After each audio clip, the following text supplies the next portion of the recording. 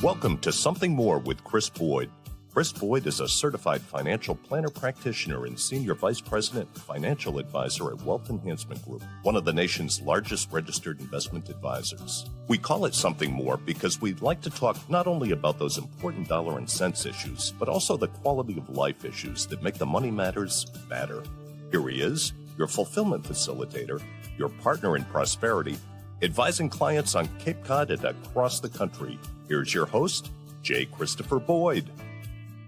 Welcome, and thanks for being with us for another episode of Something More with Chris Boyd. I'm Chris Boyd here again with Jeff Perry. We are both of the AMR team at Wealth Enhancement, and glad to have you joining us for this episode. We've got a great guest. We're joined by Jeff Lanza. Jeff is got his own company, the LanzaGroup.com, if you're looking to look him up. But not only has he had a 20-year career as an FBI agent, he is an expert in cybercrime, appeared on a number of news shows you'd recognize on CNBC, Fox Business, Bloomberg, CNN, etc., and author of 2 books, Cybercrime, How to Stay Safe from Online Fraud and Identity Theft, and Pistols to Press. So here we go. Let's talk to Jeff. Jeff, thanks for being here. Welcome. Great to have you with us. Thanks for having me, Chris. Glad to do it. Well, you have so much to offer our listeners, lots to cover, lots to consider. I know, from what you shared with us in preparation for our show, you'll be dispensing a lot of great insights for best practices for people, how to prepare, how to be better protected from identity theft and cybercrime. Maybe we can start with some overview. What are we trying to protect people from? What are the kinds of issues that people fall prey to? And what are some of the telltale indicators they should be watching for, that kind of thing? Yeah, sure. So, Chris, in my 20-year career with the FBI, I saw lots of people victimized by various types of fraud. And since my retirement, in the past several years, I've seen different types of fraud that evolve in a way to try to get around people's defenses. But the common thread, Chris, is that they're trying to overcome logic, common sense by using emotions. And the target they're going for is, number one, money. If they get money directly, then that's what they're going to get first. If they can't get someone's money, they're going to go for their information. If they get information, that can be used to steal their identity and basically converted to profit for the criminal. And the most common scams that are designed to get those things, money or information, are emails, phishing text messages that are designed to get people to respond by providing personal information. Seems like the bad guys are getting better and better at this. It used to be, you'd get the Nigerian prince with all kinds of spelling mistakes and grammatical issues or whatever it might have been. But now it seems like you get emails that look like they're from FedEx or some other, company brand that you'd recognize and trust, and it may not actually be that. Yeah, in most cases, it's not that, and they're using those corporate names, those brands, and the logos that go with them inside these phishing emails to trick people. So just as an example, you mentioned FedEx. So you may get an email that says, we tried to deliver this package. It has the FedEx logo in it. Please click here to reschedule the delivery. And so someone may be thinking, well, maybe, I don't know, I didn't order anything, but I want to check into it and see what. Or maybe I forget what I did, or maybe someone ordered something for me, or lots of reasons. Exactly. Right? Yeah. So in that case, instead of clicking on the link that's in the email, you might go to FedEx's website with a tracking number that should have been provided in that email if it was legitimate, right? So, but some people will click on the link, and that will take them to a page where they'll be asked for maybe personal information. And it could lead to, it's kind of like a rabbit's hole where you go down this path where you're providing more and more information to find out about this non-existent package that was supposedly, supposed to be delivered to your residence. Now, I think you mentioned in some correspondence that organizations like the IRS, Social Security, I'm sure other government organizations, they don't send emails and outreach generally. Is that Yeah, right? that's correct. Or in the rare case that they do, it'll be after they've contacted you by mail about some particular issue. So the common trick that criminals use is trying to mimic these federal agencies that are important to us. Social Security Administration is very important to a large number of people because they may be getting or about to be getting Social Security payments, in their retirement.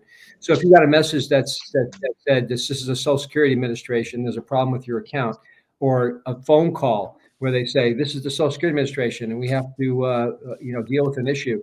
It's not them calling you. You're going to get a letter from the Social Security Administration. It'd be hard enough to get them on the phone if you needed to. They're not reaching Yeah, out right. to people, and the IRS connotes some kind of fear in people, right? You might get an email that says your taxes are in arrears for 2022. And you say, oh my gosh, I better click on this attachment that's in this email that gives me the calculations. The IRS is not sending you emails like that. They're going to send you an official letter if you have an issue with taxes. So if you clicked on that attachment, it could download malicious software, also known as malware, to your computer. And that could lead to all sorts of problems. So, these common tricks, we need to avoid clicking on those links, responding to those in any way. Jeff, talk about, you mentioned in your opening comments that a criminal might effectively be able to use an emotional response or something to that nature. Talk about some examples where you've seen that in your years of working on these issues. Yeah. So there's a lot of ways to elicit an emotional reaction. So it could be greed, or it could be fear. Those are two big emotional drivers. Well, let's start with fear. No one wants to see a family member in trouble. And a very common scam that we've seen evolve over the years, including the use of AI now to enhance it, is what's commonly referred to as the grandparent scam, where someone gets a call that sounds like it might be a family member in trouble. Now, the criminals do a little background. They go to social media, Facebook, Instagram. They find information about people and names of these characters that they want to emulate. And they call up a grandmother or grandpa and say, this is Jimmy, I'm in trouble. I've been arrested. I've been in a car accident. I've been kidnapped. But don't tell anybody else in my family. This is just between you and I. Now, common sense would tell you that doesn't make any kind of sense whatsoever. I need your help, but don't tell anybody else that can help as well. So that's where emotion overcomes that common sense. So you're going to be, responding, okay, I'll do exactly what you say because I have to help you. And usually involves the transfer of money in order to get this issue resolved. Now, I mentioned AI a second ago. Artificial intelligence is being used to do deep fakes or clone voices of the victim's family member. So they may go to TikTok and record a video or a voice from a video of Jimmy, right? And now they make that voice, they put it through an AI program and make it say anything that they want. So now it's the exact voice, and you have a grandparent, boy, this really sounds like you. I better help you. So it takes out kind of that doubt that maybe the voice doesn't sound exactly right. So what I recommend to people, and I talk about this in my presentations and my seminars, is that, it sounds silly, but have a code word in a family. Just in case you get one of those calls. So Jimmy, if this is really you, what's the code word we've agreed upon? And, just have that code word or ask them something that they would only know the answer to, not something that's on social media that the criminals can find out about. And that's one way to overcome that emotional push that's trying to get you to do things that you would not normally do. Yeah, that's tough. I think one of those telltale indicators on those kind of situations is when someone's asking you to send them gift cards as a way to green dot cards and all that. Yeah. Right. Yeah.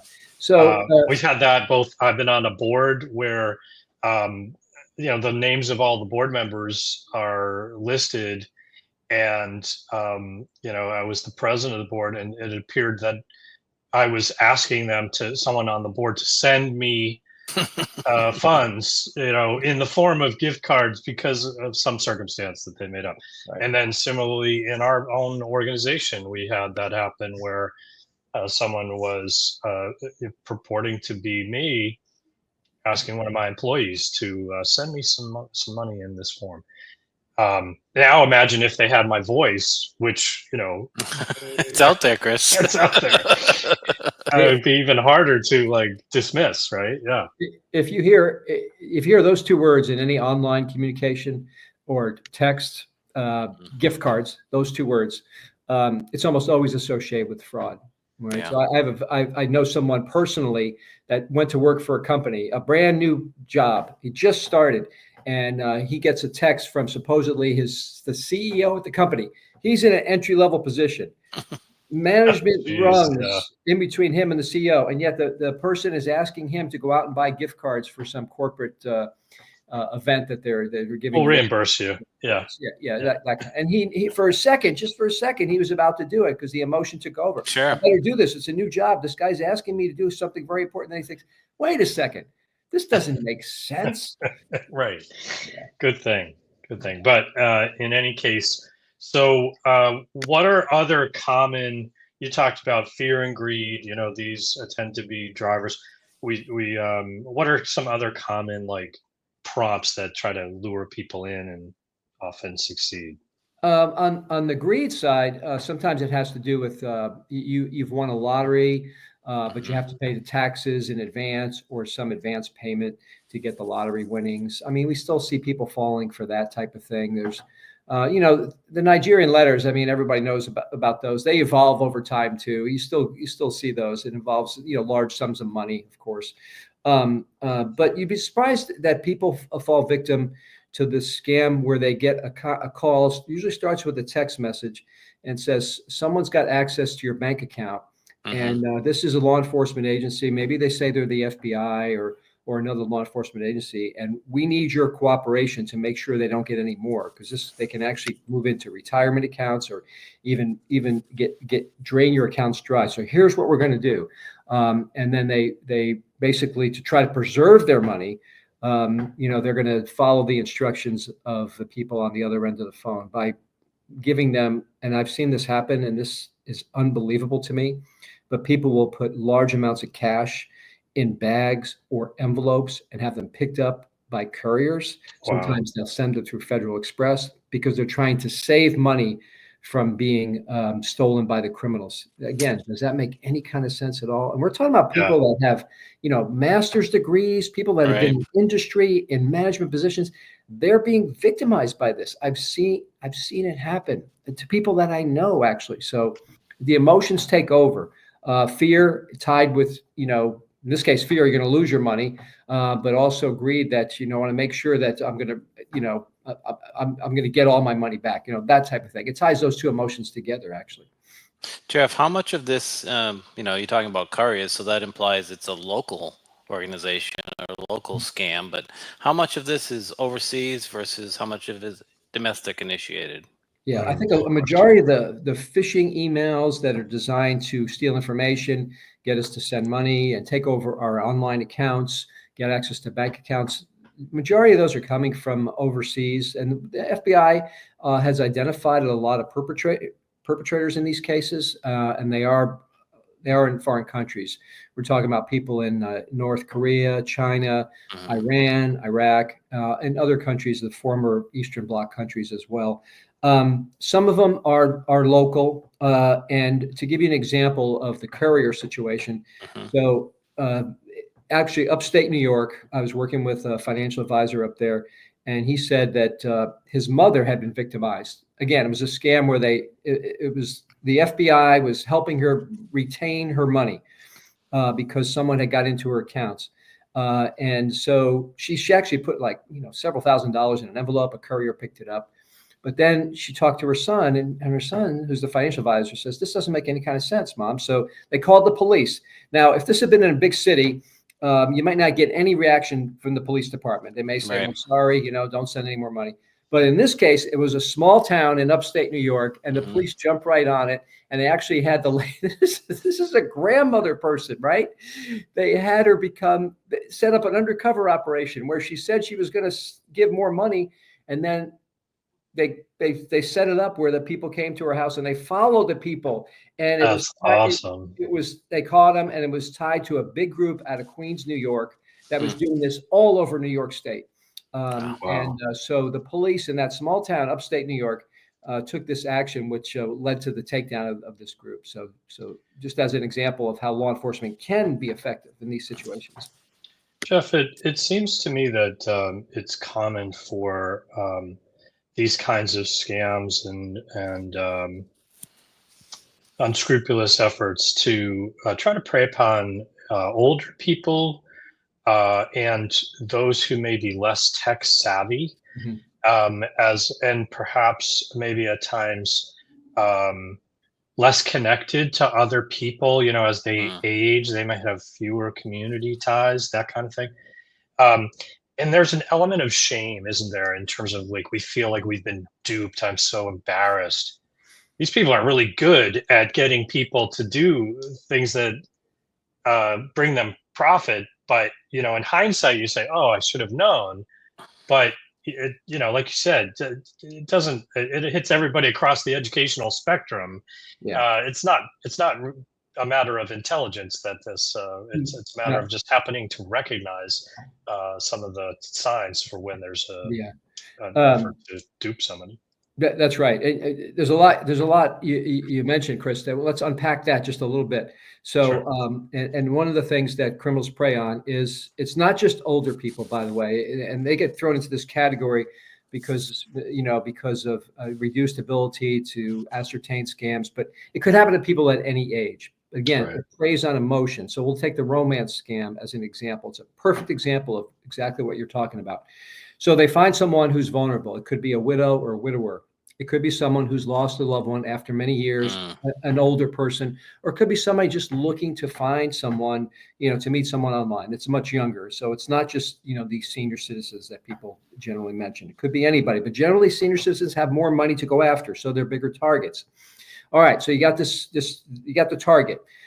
They find them online and they set up fake profiles. They set up fake pictures. They may use AI in the form of a chatbot to communicate with these people. And then eventually, after they build the relationship, they're going to ask for money. When they ask for money, it's 100% of the time that's a scam, and there'll be a reason why they need money. I'm just going to fly over to the United States to see you. My military service is over in this country that I'm working at, and I can come see you now. But there's a problem. I just had an accident, or something like that. And then this time the people are hooked. They'll send money. And here's the thing. Once you send money, then you want to convince in your own brain that you have not been duped. You might be embarrassed. You're not going to tell your family, certainly, because you still think it's real. And you keep sending money to reinforce that notion that it's real. And criminals will drain entire accounts. They'll drain retirement accounts. And then you have a tax bill because you've drained a retirement account that's not necessarily they have to pay taxes on because it's not on top of it. Yeah. Of it. And you don't have any money left to pay the taxes. And the second thing, example of that is, you mentioned that people that are less tech savvy. Criminals capitalize on that as well. It's called the tech support scam. So you get a pop-up on your computer or an email. This is McAfee. This is Norton. This is the Microsoft, Best Buy, or even Microsoft. Right? Yeah. Microsoft is not calling people. Right? This is Microsoft. We found a virus on your computer. What? No, they don't. They're not calling you anyway. But they'll trick people into thinking that they have to interact with them, and they want remote control of their computer. So they send them to a website where they can mimic, their computer screen and get access to it. They're actually controlling the victim's computer from afar, remotely. It's a remote desktop protocol. Anyway, so they're on there, and then they're stealing information. They're planting malware on there, and eventually they ask for money, and that in the form of gift cards or cryptocurrency, buying gift cards online, going to a store to buy gift cards, all sorts of ways. That one scam, the tech support scam, has generated over $1 billion in profit for the criminals in the past year. And that's just what's been reported to the FBI. Most of those crimes don't even get reported. The most profitable crime for criminals when it comes to individual citizens is the tech support scam, $1.5 billion last year. Wow. Well, I think we've adequately conveyed that there's a challenge. We've described the problem. Yeah. Let's focus on some solutions and some best practices. Where would you like to begin? Well, first of all, keep in mind that these government organizations and large corporations like Amazon are not reaching out for you in the form of text messages, phone calls, emails, and saying in a very excited fashion, there's something wrong, deal with this now by clicking on this link. Always be circumspect when you see messages like that, phone calls, text messages, emails, and don't respond to those with personal information. You can go to your website and check out, if you have an Amazon account, if there's a problem with your account. At your Social Security account, you can call the Social Security Administration. Eventually, you'll talk to someone on the phone. Someone sent an email, says my benefits are going to be stopped. Is that true? They'll straighten that out for you, but don't respond to those texts. Don't click the link, so to speak. Huh? Yeah, that's correct. Yeah, don't even engage, right? Don't even engage at all. And when you engage in those text messages, the recent one we saw was you missed a toll payment. When you engage with those, then you're giving them you're saying, hey, my phone number is real. And so now they take that phone number and they sell it to other people. You get more messages like that. Right. And the other thing that's so important is to protect your accounts, your online accounts. The top three that we have to protect that criminals go after, of course, are financial accounts, our email accounts, and then social media as well. And the way we protect those is with a strong password, which I'm sure people have heard that term many times, but also two-factor authentication, which means that when you log in, you put in your password, which is a strong password, and it's not the same password that you use anywhere else, and then you have to put in a code that comes generally to your phone. And this way, a criminal doesn't have your phone. They could be 6 miles away or 6,000 miles away. Even if they have your password that they've stolen in some phishing email or somewhere else, they can't access your account. So once they get access to an email account or financial account or social media, bad things can happen. So we have to protect those accounts. Remember, strong passwords and then two-factor or multi-factor authentication. Those are the same thing. So you talked about, sorry, Jeff, just going to mention the password question a little bit. You talked about a passphrase and the idea that different passwords for everything. I mean, I don't know about you, but I'm sure everyone cringes when they hear that. Because it's like, how am I going to ever remember all these passwords to different places? And then I'll have to reset every time I want to get it. It becomes it feels somewhat daunting. Speak to that concern. Yeah, so I have some advice regarding that. So first of all, the recommendation is not to use the same password for different sites, because if criminals get it in one place, they can use it in other places. That's called credential stuffing. But the default, the fallback position for people is, I can't remember this capital A, lowercase c, 475 QX. I can't remember, that strong password for all my accounts. I'm just going to use one and memorize it. And that's the fallback position. That's what we want to avoid. So I recommend, instead of passwords, using pass phrases. So think about a phrase that's kind of consistent with the account that you're logging into. For example, Amazon. What's a good passphrase for Amazon? Well, what does Amazon have that most other companies have? They kind of pioneered it, actually. Free delivery with Prime services. You get free delivery in 2 days, 1 day. Sometimes you get same-day delivery, right? I think it's just amazing. I think Amazon's moving to a new model. They're going to have free delivery yesterday. You're going to get before you need it. Yeah. So my idea was this: I'm going to sign up for Amazon, my account, and I'm going to use my password, free delivery yesterday. And if you want to add capitals and lowercase and numbers, you can do that too. But not all accounts require that. So just make it long. It's got to be at least 12 characters long, and use it uniquely for that account. So it's free delivery yesterday. I'm not going to use that for my bank account. I'm not going to use that for anything else. I liked your example for Netflix. Oh, Netflix was a good one too. So my family, by the way, used to watch The Godfather when I was growing up. as a kid. That's what got me interested in organized crime, investigating organized crime. And so clarify that, every Christmas we watch The Godfather, and we stop the movie to celebrate Christmas. About an hour into the first version of The Godfather, there's a great phrase, and spoken by a great actor. It kind of ad-libbed it, is what the story is. But he says this to one of the guys. He goes, "Leave the gun, take the cannoli." So the guy takes the cannoli out of the car and does it anyway. So we celebrate. And in the picture in the movie, he's got a box of cannoli with a string on it, just the old-fashioned Italian bakery that we used to go to when I was a kid. So we'd stop the movie, open up a box of cannoli, celebrate Christmas in my family. That was our tradition. I know it's kind of weird, but that's my family, not me. Anyway, so I thought, hey, for Netflix, I'm going to use that because, we didn't stream The Godfather back then, but, we could stream it now. So for Netflix, great movie line. Leave the gun, take the cannoli would be my passphrase for Netflix. Love it. Yeah. So, but that's a great example. And then maybe just the idea of tools like LastPass and the like. Oh, right. And the challenge of my question is, for when it comes to those kind of services that help you remember your passwords, is there a risk that someone gets the password to those? There's always a risk. I like password managers, and I use one myself.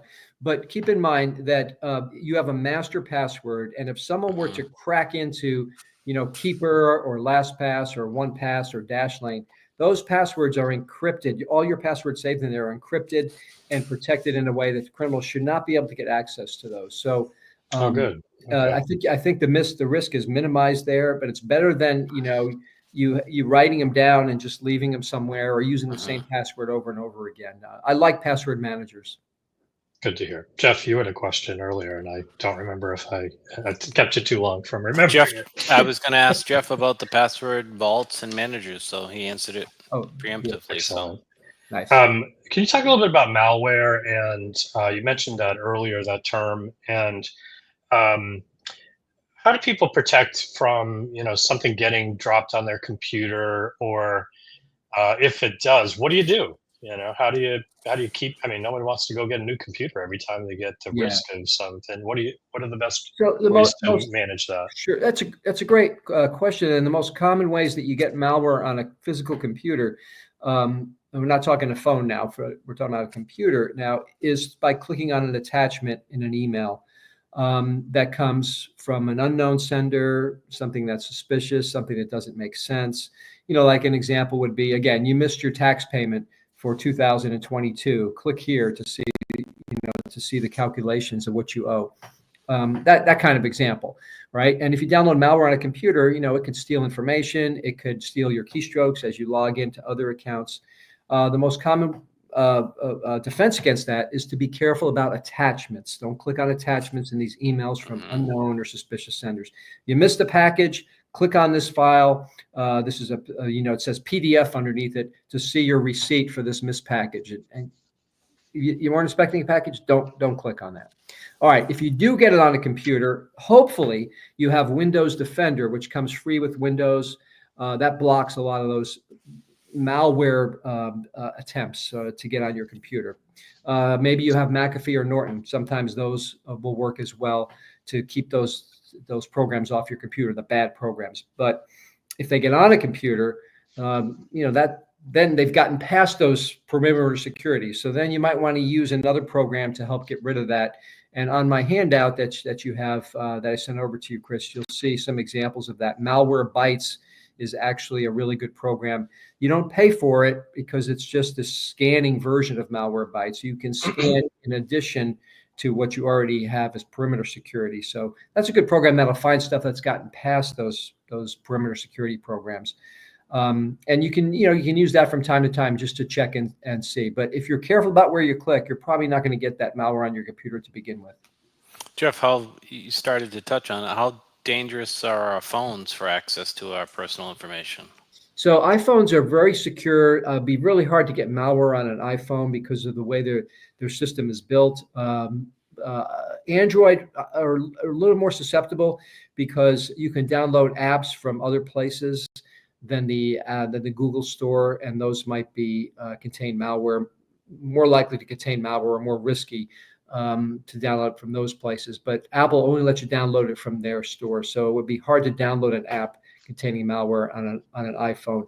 And generally, iPhones are very they defend very well against these things that we may click on in emails, because the software is different than an operating system on a Microsoft computer. It doesn't. It's those programs are not effectively getting on those devices, the portable devices. Okay. So let's talk about credit reports and some of the services that relate to the kind of efforts people might have to try to either repair their credit if they've been subject to identity theft, or the idea of trying to prevent it. Should I freeze my credit? What's the difference between that and like a credit block or something? Yeah, there's something called there's a couple terms to be familiar with. One is called a fraud alert. There's also something called a freeze. Fraud alerts are something that you set up with the credit reporting agency. They notify you, and it could be done through LifeLock or an organization like that. They notify you if someone's pinged your credit report, and if it's not you, you can take steps to address it. But they may already open those accounts, so it's too late to prevent it from happening. Now, a credit block, is that the term you use? That's what's on my handout, the credit block, right? Yeah, I think that's what it was. That's what the credit reporting agencies do to help you protect your credit report, but they charge you for that. And I don't recommend that. What I recommend is a credit freeze, where you actually, as a consumer, initiate a freeze of all your credit reports. There's 4 credit reports. People know about Experian, TransUnion, and Equifax. There's a 4th one called Innovis. That should be frozen too. And if you freeze that one and all the others, then no one can open a credit card account or get a loan in your name, because your credit report is not accessible to the lender, and that criminal can't get those accounts open, even if they have your personal information. You can always lift those freezes when you need to get credit checked yourself. And here's a nice thing that's different than the credit block we were talking about, is that it was a lock, I think, on your report here. I used block, but you had it as credit lock. A lock, yeah, a lock. Of course, yeah. That's the term, not a block, a lock, right? Don't do the lock. Do the freeze. A freeze is free. It doesn't cost you anything. Doesn't affect your credit scores, your credit card relationships, and you can lift the freeze anytime you want. So the freeze is what you want to do. And if you go to the websites for each of the credit reporting agencies, you can freeze your credit, and other members of your family, you can do it for them too, to stay protected. One caveat or anecdote to remind people: don't lose your password for the credit freeze, so that you can unfreeze your account. We had someone who did that inadvertently, and they had a hard time turning that around. It is a pain, and there's a PIN or a passcode. Make sure you keep that in a secure place, because when it comes time to lift the freeze, yeah, you don't want to have to deal with all that has to be done to lift it if you don't have that.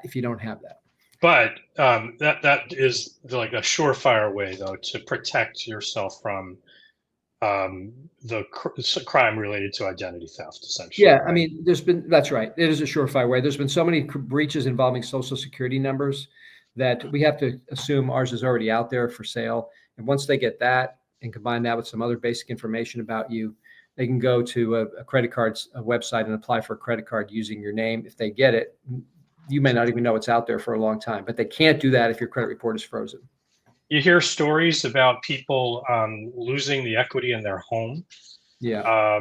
Can you talk a little bit about that and best practice around that? And I just also, one thing, if you can squeeze in before we let you go, ransomware. This is one of those things that sounds really scary to have to deal with. Yeah. For the past several years, there's been advertisements on TV and radio about, protect your home's title, because someone can go and steal the title to your home by manipulating records, or to your local clerk's office in your county. It's not a common crime. It can't be done very easily. You can check that yourself if you want by going online. Sometimes county clerks have notification services will let you know if someone's trying to change a title to your home. But you shouldn't have to pay for a service to do that. So something that's called like home title lock. I wouldn't do that. Jeff had talked about this not too long ago on one of our episodes, didn't you, Jeff? Yep, totally agree. Yeah, and so and no, even if they did, no one's getting the home is stealing the equity in your home. But the commercials are taking your money by using fear. That's right. Yeah, and I think the state of California has actually sued them. A couple of state agencies have sued that company for exaggerating the fear. Yeah. Right. Ransomware. Ransomware is where someone uses a particular type of malware. A criminal locks up a computer of a person or a business, and then won't unlock it unless you pay a ransom. So it's like kidnapping a computer. Right. And you pay the ransom, and then they give you a key to unlock it. And that's happened to corporations around the country, Sure. around the world. MGM, casinos, hotel chain, Caesars was affected by this. Colonial Pipeline on the East Coast a couple of years ago. And individuals can be affected at home too. The way we stay safe against ransomware, again, it's a type of malware by not clicking on attachments and emails from unknown or suspicious senders. Really the same technique there. well, obviously there's more to discuss about this, but Jeff, so much you've dispensed for us today. Maybe I'd encourage people to check out Jeff's website. And so Jeff, give that out again. Okay, so it's thelanzagroup.com. So it's www.thelanzagroup.com. And you can download my handout from that site if you want to. All the information we've talked about today, plus a lot more, is on that handout. It's great. It's chock full of good information, good practices. And it's And free. you can learn more about Jeff's books as well. And thank you, Jeff, for making the time to be with you and with us. Very As far as you have any speaking events that people would be able to watch online or anything like that? Anything coming up? Mostly they're set up privately through organizations, but yeah, sometimes I put those on my website if they're public, where people can watch it publicly. Yeah. Well, we appreciate you being with us today. Thanks. Thank you. Thanks so much for having me. Till next time, everybody, keep striving for something more. Thank you for listening to Something More with Chris Boyd. Call us for help, whether it's for financial planning or portfolio management, insurance concerns, or those quality of life issues that make the money matters matter. Whatever's on your mind, visit us at somethingmorewithchrisboyd.com or call us toll free at 866-771-8901. Or send us your questions to amr-info@wealthenhancement.com. You're listening to Something More with Chris Boyd Financial Talk Show. Wealth Enhancement Advisory Services and J. Christopher Boyd provide investment advice on an individual basis to clients only. Proper advice depends on a complete analysis of all facts and circumstances. The information given on this program is general financial comments and cannot be relied upon as pertaining to your specific situation. Wealth Enhancement Group cannot guarantee that using the information from this show will generate profits or ensure freedom from loss. Listeners should consult their own financial advisors or conduct their own due diligence before making any financial decisions.